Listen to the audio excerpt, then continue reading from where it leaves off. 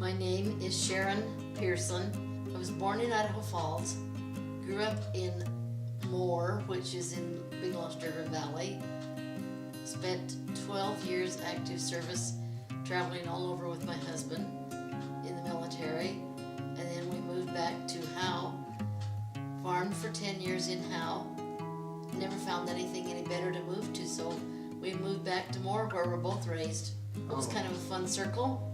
My husband was transferred to the Azores, which are islands that belong to Portugal, and they are 1,000 miles from Portugal.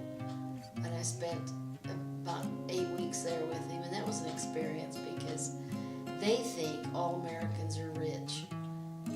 Well, all Americans aren't rich, everybody knows that. But to them it was a surprise that not everyone is rich. So they thought you could spend all kinds of money at the souvenir shops and not worry about it. Saw a boy pushing a wheelbarrow who was probably 8 or 10 years old.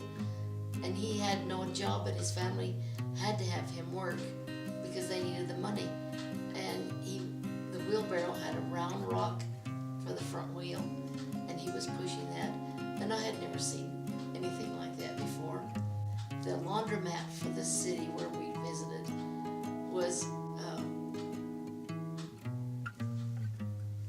tubs built out of concrete in the middle of town, and they only had one water, cold. And that was quite an experience to see. I thought, you know, we live in a pretty decent country where we can have hot and cold water to wash clothes with.